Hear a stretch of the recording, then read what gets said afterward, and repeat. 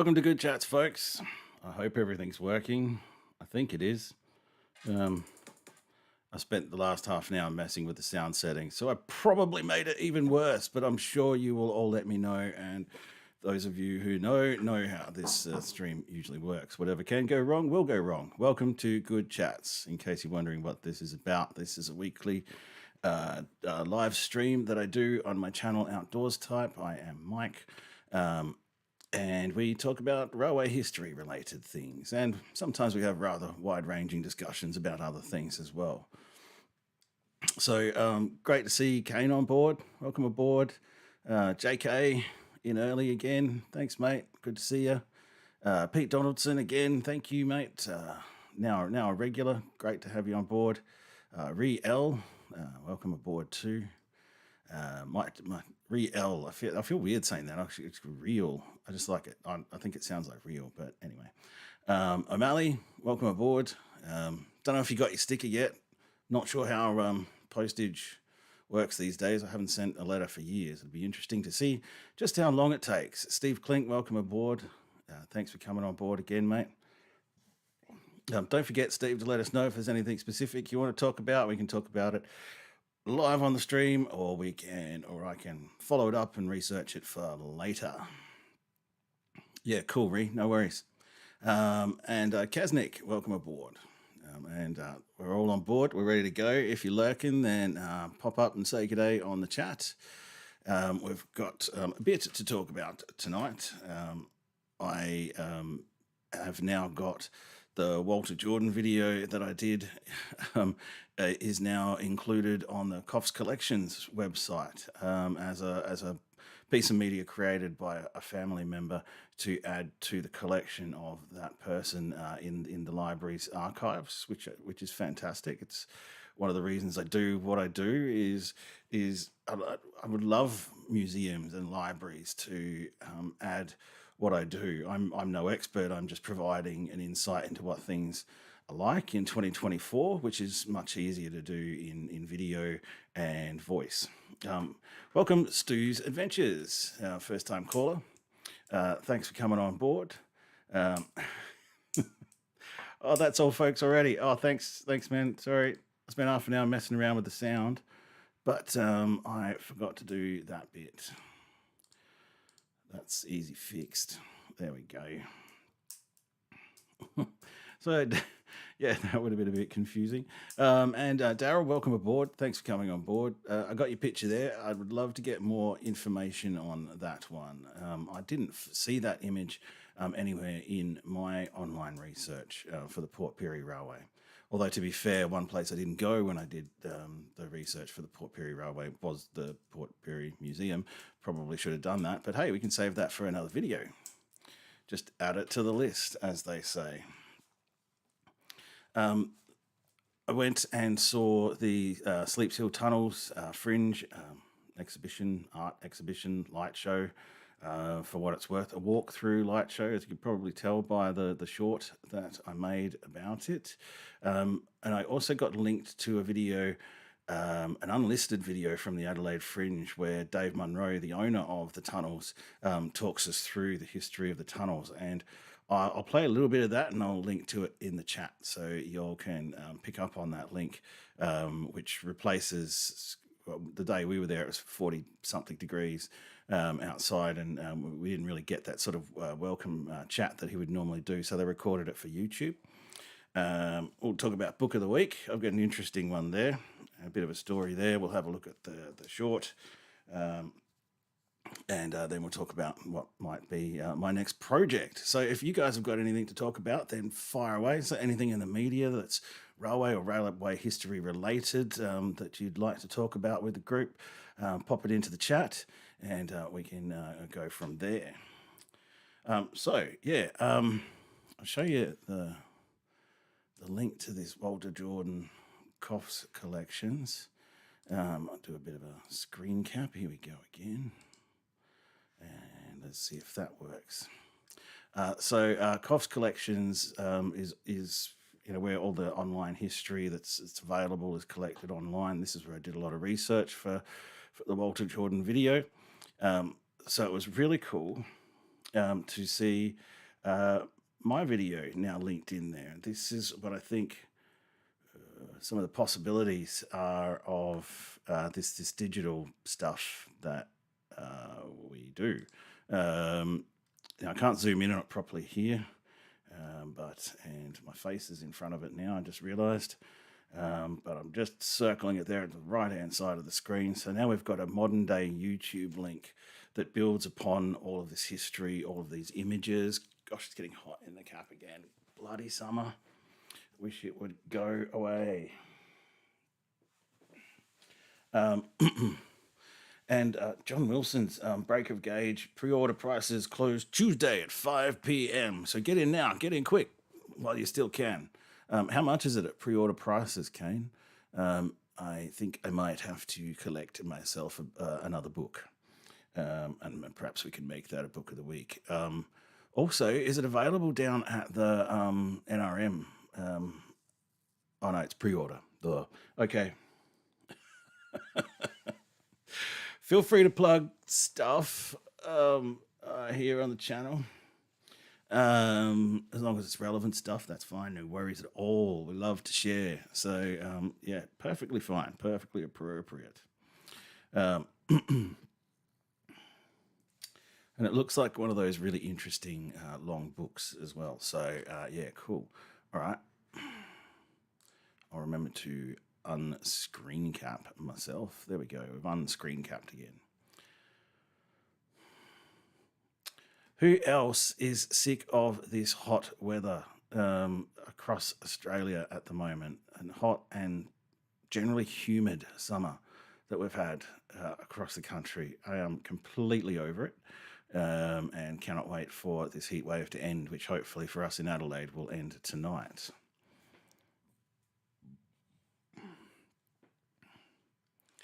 You're in WA, I believe, Daryl, so hopefully we're due for that cool weather in the next few days. It would be about bloody time. Hopefully your camping trip went okay on the weekend, O'Malley. I count camper trailers as camping. I don't count caravans as camping. Like if you go on a trip in a caravan, you're caravanning, you're not camping, right? But camper trailers, because you got the word camper in there, I'll call that camping. I was dealing with a couple of lumberjack camper trailers today, which landed in our yard, and I'm trying to figure out how to take the best photos of it, and trying to figure out how to open everything and get everything put together and what's inside all the compartments and get the battery working and get all the lights on. And I do this about 3 or 4 times a day with a different camper trailer or a motorhome or a caravan. It's pretty crazy. So I'm no expert just yet on camper trailers and caravans, but I'm sure I will be soon. Yeah, we've been hearing about that too, the massive flooding out there in WA, which has cut that line. So yeah. Welcome, Andy. Thanks for coming on board. 38 degrees in Hillston. 38 degrees out there, JK, is not fun. I'm pretty sure you would know this as well from the road. I'm pretty sure there is a farm or a station out there called Hell's Gate out on the Hay Plain. And on a 38-degree day out there, man, it just wouldn't feel like there's just nowhere to take shelter, I bet. So, yeah. Andy asks, where's the most random place you've camped? And that goes out to everybody, by the way, too. I want to know where the most random... We all want to know where the most random place you've camped at is. The most random place I've ever camped at, I think, was somewhere on the eastern side of the River Murray between Swan Reach and Blanchetown. And I think we got there at about midnight or after midnight. And this was years and years ago, man. I had a Ford Laser back in the mid-90s, I reckon. And we turned off down a farm track to get down to the riverside. What we believe was a track going down to the riverside. Turned out that track ended, and we just ended up bouncing the car down a fairly steep hill, almost a cliff. And then we got, uh, and then we were somewhere down the bottom of the cliff there, and it was only by morning time that we figured out that there was not a road where we'd come from, and we'd come in the opposite end, and found a very steep road up out of those cliffs there. So that's probably my favourite one. There was times there where we'd get the car going down the hill, stuck on big rocks, and we'd have to both get out of the car and kind of stand at either end of it and kind of rock the car backwards and forwards to get the thing off of the rock. But by that stage, we were halfway down a cliff and we weren't going back up. So down was the only way. What other random places? Generally, if I've stopped in random places, either too, without being prepared, I've generally slept in the car. I've generally not gone to all the trouble of setting up a tent. I've seen people camp in really random places, um, but I've never seen people camped overnight on a floating island of vegetation. I think that one has got to be a winner. Whole Gap is excellent for camping. When you think about it these days, a lot of the magic has gone out of camping. There's not actually really many random places you can camp anymore. There's still a few places by the river, by ferries and stuff like that. But the idea of random camping is kind of gone out the window. Um, well, for most people anyway. I guess some people have the philosophy that camping is free anywhere you go as long as you don't get caught. Um, Saturday morning, 2 sessions at the Madam Hotels. Yeah. Had some good sessions at the Madam Hotel there. That's for sure. Out on the deck. Beautiful part of the world. Back when I used to be involved with kayaking events and stuff like that out there in Manham. So yeah, it's whew, still bloody hot in here. But anyway, some place you're amazed that they didn't have rail. These are good questions, Andy. That's why you're so good at what you do with your social media channel and your Facebook and your Instagram and all that kind of stuff. You pose all these kind of questions, and I find the way that you know your subject on footy jumpers and footy clubs and all that stuff around that area. You know the subject really well. You're really confident at it, and I really do enjoy it. Um,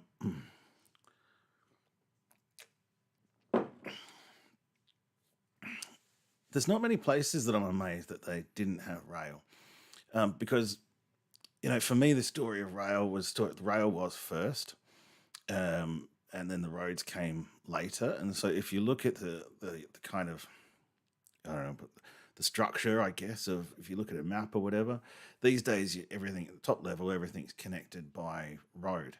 But if you strip all that away and you look at how Australia developed through the late 1800s and the first half of the 20th century, it basically followed the railways. Roads were still, not a real mode of transport at that stage, particularly not for passengers. We're talking the days of coaches and stuff, and where the rail went, the big towns and the big nodes followed.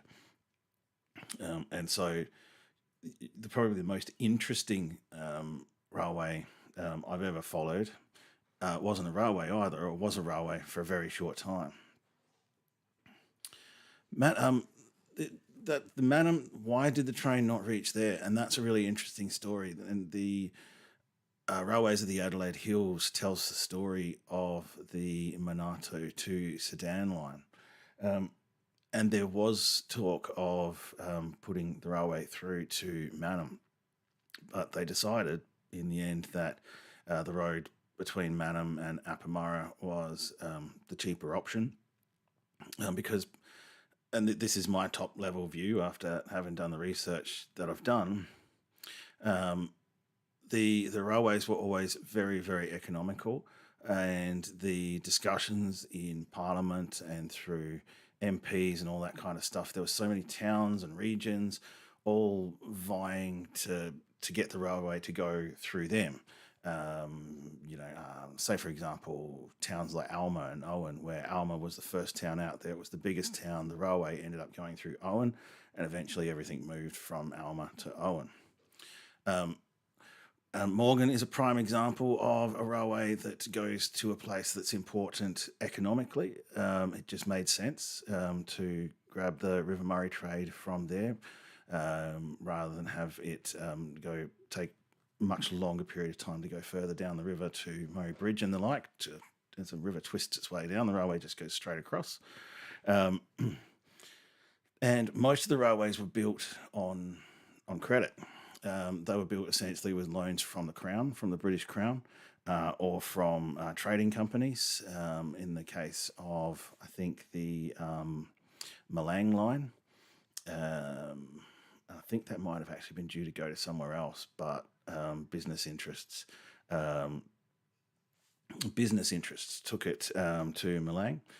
So essentially, it was about building the railway with the best bang for the buck because every dollar had to be paid back to the Crown. And so, the only industry as such in Mannum at the time was the Shearer Agricultural Company, and apparently I guess they probably were happier to do it in Mannum, but a lot of freight, a lot of machinery was sent from that factory in Mannum along the Monado to Sudan Railway from Appamurra. These things were basically built on a shoestring, and again, that's why we have so much trouble getting new rail built because the case for it just has to stack up so high against spending less money on a road. G'day, Shano. Welcome aboard. Loveday 4x4 Park out of Barmera. Graham O'Neill, welcome aboard. Thanks for coming on board. Loveday 4x4 Park. Do you reckon they should have had a railway going there at some point? It could very well have had a railway go very close to it. The Cobb Dogler Railway heads down some way towards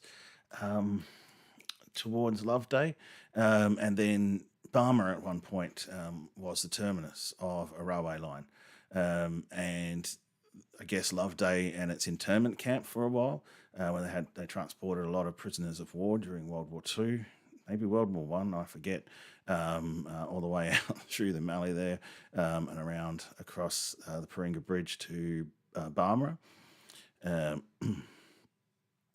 But railways just have such an economy of scale that just has to stack up, and roads, as they got better and better, just wore away at it. Millandella was a place I visited on that track to Sudan. Millandella, I was thinking of a track down the creek behind the church. This is not a time of year that I really want to go camping in the Mallee, especially not in this weather. Looking forward to perhaps going out in the winter time and exploring those in the less snakier months, I guess you could say. I think they had a Humes plant. Okay, fair enough. Yeah. I guess at a certain point, I guess some of these towns were just close enough and well enough connected by road, and again, the economies of everything really just overtook everything else. And the line to Morgan, was originally going to go around to Wentworth and through to New South Wales that way. There was a bit of discussion about that back in the day, but at that point in time, they were already building it was a few years later that the South Line, I think, came along, and it was just a quicker way at that point in time. And then as the railways through the mid-north developed, and BHP effectively was the cause of the railway to Broken Hill. So once the railway was already there, it made sense to connect New South Wales through that area there, I guess. Just again, economies and history tend to overtake things, and it's such a big complicated cloud of things that influence each other, and it's endlessly interesting. Yincanny was another one I followed, the Yincanny down to Wanby, I think. It was very close to Marook, but again, not all the way to Marook, but close enough for it to be economical for its time. And at that point in time, again, as I say, they were just trying to save every dollar they could. So they'd go as close as they can to extract the maximum economic benefit without spending a dollar more than they had to. Oh, goodness. Hang on there. No, we'll mute that. There we go. So yeah, and I'm going to play the short that I did of the Sleeps Hill Railway Tunnel first before I play you a bit of Dave Munro's video. So we're just going to move on a little bit from that, but please feel free to bring more of this chat in and we'll keep it going. Let's flick over to Share Chrome and I'll find the short and open that up. And stop that, and go back to here, transfer that over, and we should be good to go. Let me know if the sound works on this one. I've been experimenting with the YouTube sound settings as they come through, so I don't have more complicated things to follow up as I have been doing lately and forgetting to turn the sound on.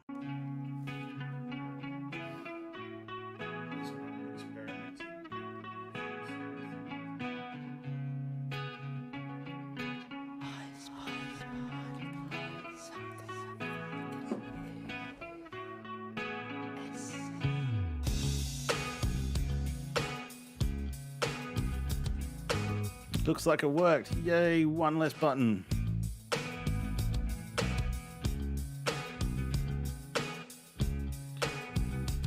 Yeah, the Hall of Mirrors was a little bit unexpected.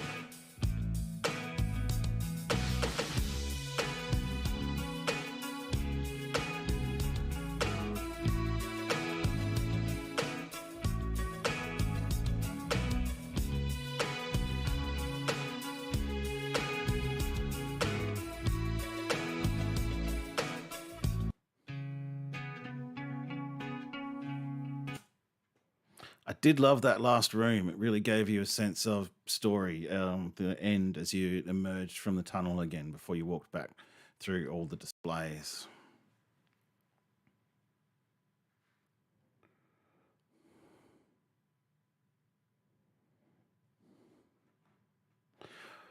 Alrighty, now let's see if this flicks over correctly. And I'll give you an introduction to Dave Munro's video, the owner of the Sleeps Hill Tunnels, and we will, oh God, what am I doing now? There it is. Okay, it's up and running. It's in the same window. Have a listen to this. This is some great history. Well, thank you for coming to the Sleeps Hill Tunnels. My name's Dave Munro. I'm the owner of the Sleeps Hill Tunnels. And the reason they're called the Sleeps Hill Tunnels is because they were named after Samuel Sleep.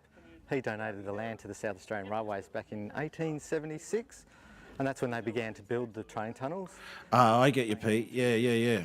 Love day 4x4 park, random camping places. I get it.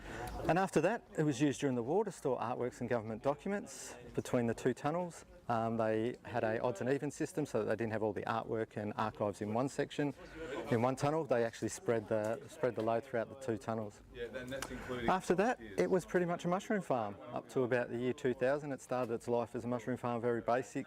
Timber crates on the floor, wet hessian sacks, very poor lighting, and they would grow the mushrooms that way. And then towards the end, when it got towards the year 2000, they were actually growing mushrooms in a 3-tiered bed, almost like a triple bunk bed, and they would be producing about 2,000 boxes a week of mushrooms. There'd be a lot of pickers in here, so a mushroom doubles in size every 24 hours. Okay, so I won't steal the Adelaide Fringe's thunder on that video, but I did put the link in there for those of you who are interested. It's an unlisted link, so you won't find it anywhere else but here, or if you get a ticket to the show. So hopefully that'll give you guys a bit of a history about those tunnels that I couldn't get. But I've stored it all up here, and I've got a lot of extra footage, and during winter I hope to get up and around the Sleeps Hill tunnels. There is an entrance that's publicly available. The other entrances, there's an entrance that's publicly available and you can get to from a hiking trail up around just west of Belair. The other two entrances are private property, and the other entrance is on the edge of a cliff. So yeah, I reckon so. I reckon so. But yeah, it was very interesting to be up there on that. I've stood at the gate to that property many a time and gone, oh, so close, but yet so far. But to get to drive in and see that all was brilliant. Um, Now, which winery has got the rail displays? Sorry, Kane. Um, I'm trying to think. If there's a winery with rail displays, then I need to know where this place is. Um, so yeah, Tunnel One. Yeah, right. Okay. Is there a winery in there now? All right. Thanks for the lead. I will chase that up and see if I can get me some access to that tunnel. Now that would be cool. Getting access, going from thinking here, I was thinking I can't get access to any of these things. 6 months ago to getting access to one of the tunnels and possibly the other tunnel. That would be awesome. So that would be really, really good. Thank you for that lead. I'll look it up. So it's time for book of the week, and I had a bit of a look around on the bookshelf earlier.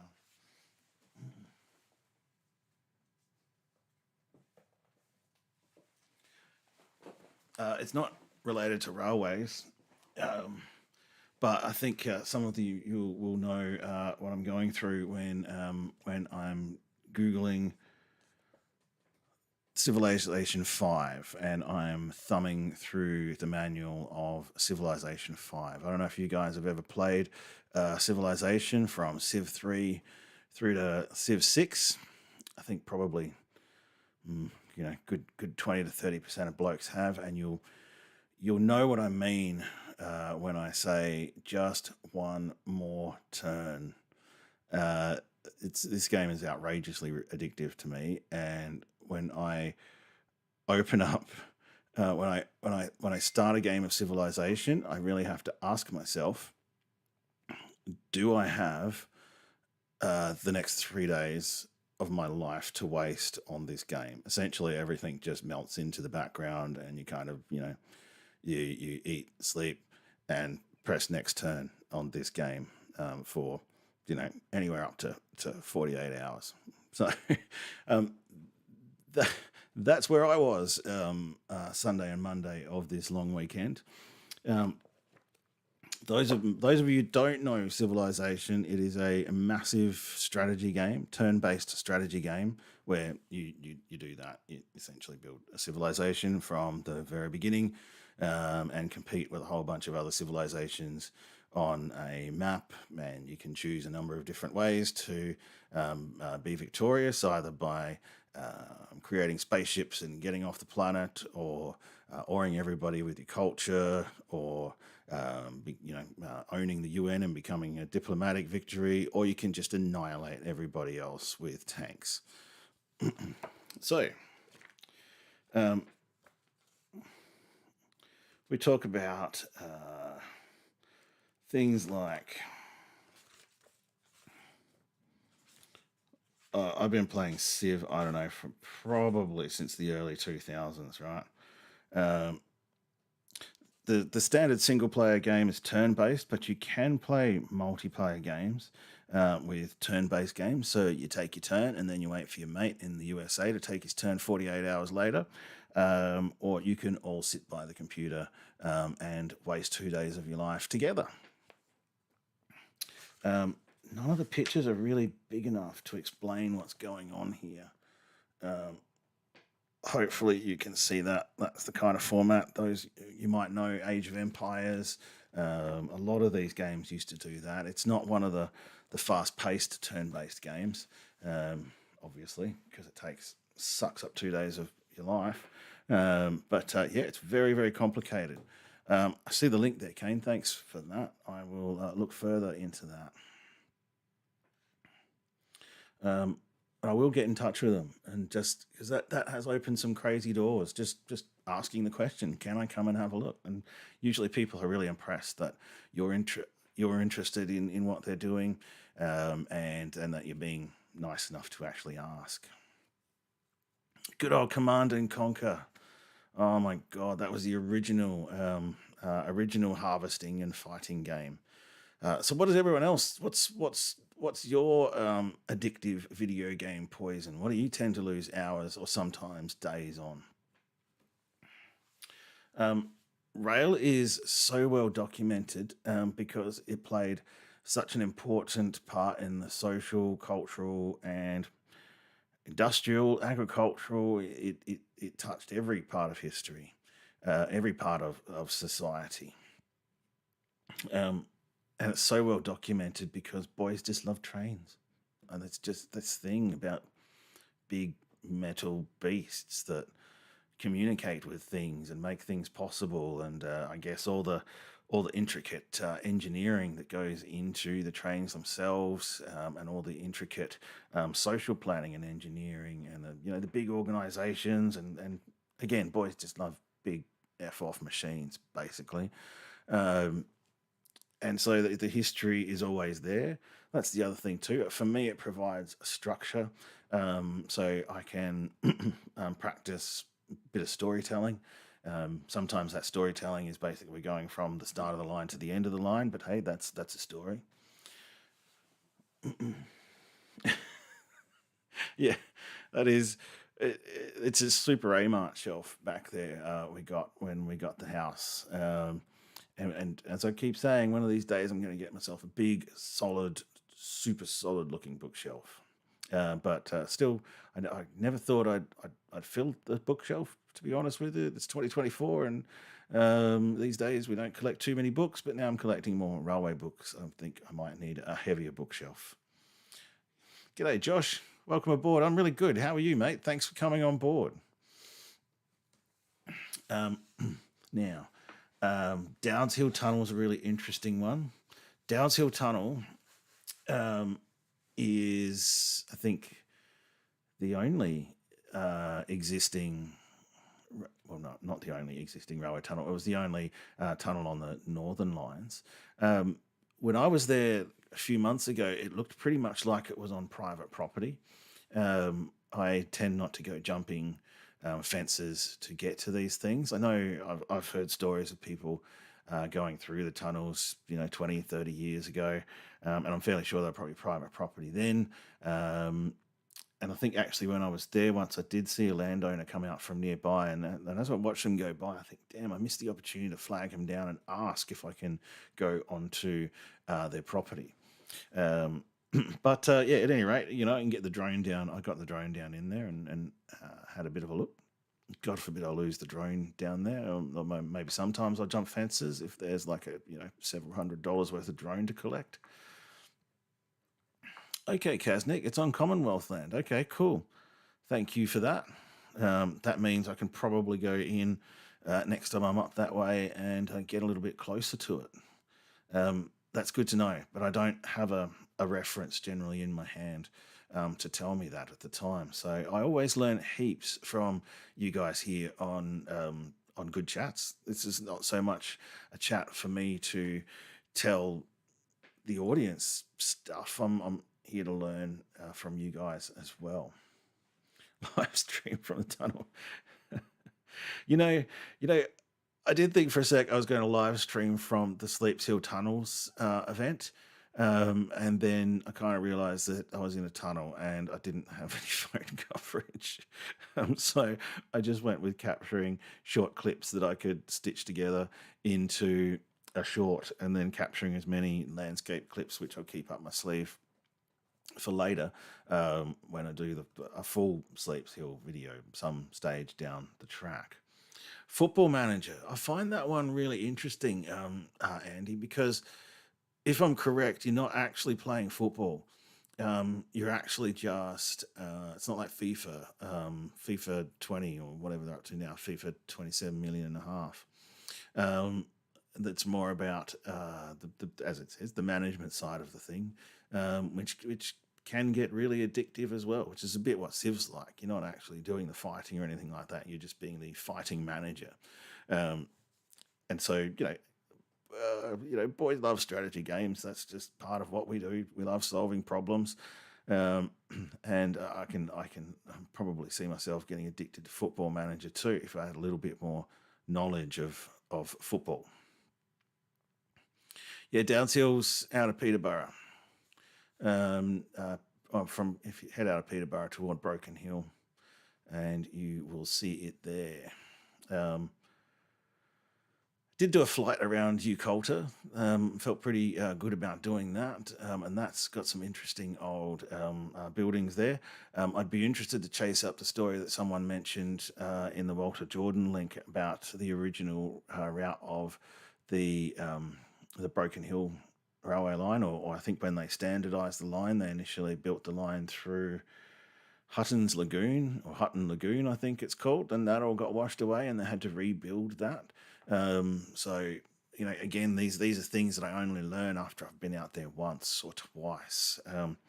That's why a lot of these videos take more than one trip, and I have to plan it that way. And I think sometimes I can tell, I don't know if you can tell, when I've been out somewhere on one trip, there's not as much depth as there would be when I've actually been out into the field once, just to have a bit of a scout around, and then twice to go back and dig a little deeper on some other things, and then the third time I'll go back and I guess get the polish. And that's what I'm hoping to do for the Pitchy Ritchie Railway during June, July and August this year, is take several trips up to there. I've been there a lot, but I'm generally only passing through. I did the video of where we drove through the Pitchy Ritchie Pass, and I've seen a lot of other YouTube videos out there about this, so I think I can go back there and take all of that and put things together a little bit differently, and just spend the time having a little bit of more dig around each of the iconic bridges and the iconic crossings and the iconic places, and hopefully a bit more around the Pitchy Ritchie Railway workshops inside there as well. They do tours, so I'd love to get involved with that. Yeah, look, I'll tell you one thing too, Andy. I never really thought about old football ovals too much. And I never really applied. I never really thought too much about the cultural value of footy jumpers too much until I saw O'Malley's channel and then yours. And I think in a lot of ways we're engaged in a similar pursuit of digging into the social histories and cultural histories of our region, and we want to bring that out into the light of these new platforms, because nobody's going to read about it in a book these days. Not a lot of people in the larger audiences that we might reach would even do a bit of online research about it. But if we can present it in a personable, quick, and easy to digest way on YouTube, Instagram, Facebook, then perhaps we can use these platforms for good. Well, at least the most good that we can bring to the world, I guess. And that's what I'm trying to do, is trying to bring something positive and something that people can learn from, and bring it into a new light on a new platform. Now, did I cover the line from Quorn to Bruce? I covered the line from Quorn to Bruce, but to be honest, I think I only stopped at one crossing back out there. We went through obviously Bruce, and I forget the name of the other town out there, Hammond, and then as the line came into Quorn, and there's a beautiful bridge or two on that line, which not a lot of people who travel through Quorn would ever see. Yes, I did Peterborough to Quorn, and I may not have covered it in as much detail as everybody would like to see, but that's an example, I guess, of where I was heading through that location once. So I've been to all the other locations before, but once we headed west from Carrington and headed towards Quorn, I'd never covered that particular stretch of railway before, so I only had my online research and that one trip. Bruce railway station. Now, I did reach out to the councils actually that were responsible for Bruce and Hammond, and they told me that the Bruce station's no longer a B&B. It's all fairly privately held out there, and believe me, if you get out there, you do sometimes wonder if people are peering at you from behind the curtains, because they would have seen you coming from a very long way away across the plains, and not many people go through those towns. So, I'm always very aware of being respectful of people's, right to peace and quiet out there. So we covered the Aurelia shed. The Aurelia shed, actually couldn't cover it too much on that day, because on the day we were there was a rotten, stinking kangaroo carcass in where the railway would be, through the old railway shed there. So it was kind of not a place you really wanted to hang around, and I didn't really want to get any footage of half a rotting skeleton kangaroo. I think you might be right. And for some time, the people who owned the bed and breakfast at Bruce were still running trikes across the viaduct at Bruce, and along most of the line to Quorn. But that ceased, I think, in the early 2000s somewhere, was probably the last record I could find of that happening. I saw that the Bruce Institute Hall was for sale, and I think it's going to be for sale for a very long time. It's a long way to go to get anything or do anything, and it's probably not the nicest place in the world most of the time. We did look at the Black Rock Viaduct, because I was always so enchanted by the shots of steam trains going over the Black Rock Viaduct. But it's been so many years now out there at Black Rock, and it's all so overgrown. I was very impressed at the backdrop of that really long bridge across, and looking across the plains to the ranges behind it. But yeah, it's slowly wilting away. So, like everything, I suppose. I didn't know the Aurelia shed's going to go. It's probably one of that's like Aurelia's main landmark. So I'm glad I got out there to see it. So if you guys want to see that, you just think it was 6 months ago, when I did a cluster of Flinders trip videos, and we did Peterborough to Quorn. I'm going to have to go back to Peterborough and up through that way to hopefully do Cutana and Radium Hill at some stage. Years ago, when I went to Steamtown at Peterborough, I didn't really know what I was looking at the time, because I wasn't really as interested in trains and old railways as I am now. So it would be in fact, the first time I went there, I found it boring as batshit. But it's going to be a lot more interesting this time with the research that I'm doing now. Alrighty, where are we? This weekend, I'm probably going to head up to Owen. I mentioned before that I've got a contact who lives in Owen now, who might be able to take me for a bit of a tour around the railway area, the railway precinct, I guess you could say, of Owen. My Hamley Bridge to Balaclava video has a fleeting couple of images of the silos at Owen. Again, this was one of those travelling through a place for the first time, didn't really know anything about it, but now I've actually know someone there. Might head out there for a bit of recon, and there was a couple of other stations leading up to Owen, which I completely missed because I wasn't doing research as thoroughly as I am now. Can't remember the names of them, but they're a couple of stations between Hamley Bridge and Owen in the mid-north there. I'm going to go find their locations and have a bit of a look around.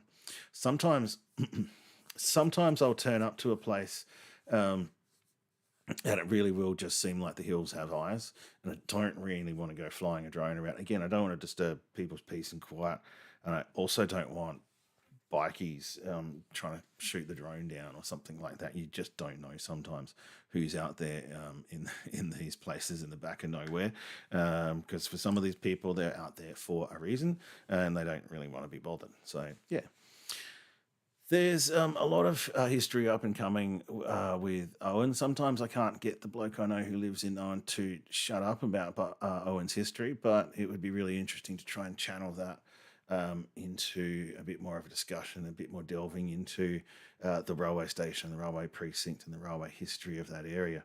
It does seem like sometimes some of these places the railway has seemed kind of inconsequential, and there's actually not a lot of information about it. Like even locals and local history groups sometimes don't have much information or images of this old railway infrastructure. And I find that really interesting because some places have really valued um, the railway history, like Freeling. Freeling was the McLeod's daughter's town. Um, and Freeling really valued it and created this whole park and this whole historical setup and restored the buildings. Places like Owen, it's virtually forgotten. There's a couple of steel, council made steel plates with information, a couple of old photos on them. But that's about it. You've got towns like Malang, where they dragged it was all gone, and they dragged the whole lot back from wherever it was across the state, all the original stuff, and aside from the platform, of course, and built their museum and built their railway precinct back. So it's interesting how some places are really passionate about the history that they had there, and I'm guessing maybe the same would happen with footy grounds and that infrastructure. I don't know if that happens. Andy and O'Malley, have you ever seen like an information bay describing the history of this oval or these changing rooms or memorial toilets or whatever? I think Hammond's Pub is getting a new roof and a reno, and when I was out there, it was too. We could hear someone banging away inside there. So yeah, if there's one person banging away restoring the Hammond Pub, they might be finished by 2027.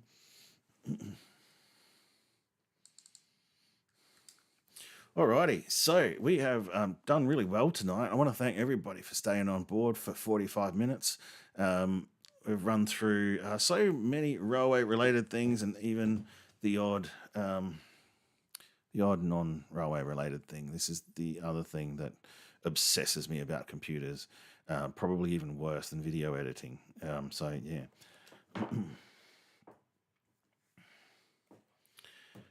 I reckon Andy Munro and O'Malley Tours might be the guys on Instagram that you're talking about. Although, if there is another one, then we really need to know about it because we want to network with this guy. So, if you can come up with the name at some stage, if you see him again, Kane, feel free to flick it through, and we can all talk about it. The Yatna Hotel. That's a beautiful old building, but it has a very dark history, and there's some imputations that are most concerning about that old hotel. And I won't go into it here because it's a bit like me trying to tell you about the history of the Snowtown murders and the bodies in the barrel or something like that. It's kind of gross, really, kind of story to tell. So yeah. I reckon it might be Kane, because he does a really thorough job of telling the story. And Andy's amassed quite a few fans as well. What a small world! What a small world. I'm really glad to see that. Yeah, we're making connections here on Outdoors Type and Good Chats. I reckon it's time to go to the 5-minute warning. Is it a 5-minute warning? Yeah, that's it. Oh, that is so cool. Awesome. Right.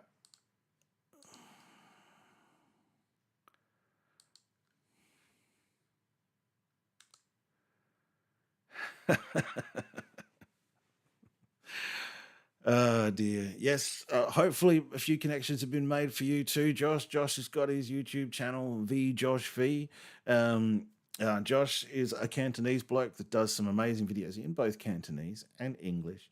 And he's got a very specific style. So if you want to know anything about contemporary life in Hong Kong, for example, you'll learn a lot from V Josh V.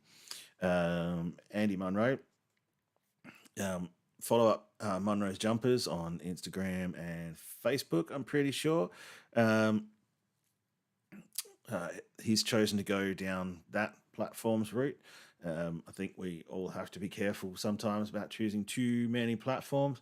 I don't know, Kane, we'll have a chat about this sometime in the future. I really would like to know what your experience has been with building a YouTube channel and a Facebook page at the same time.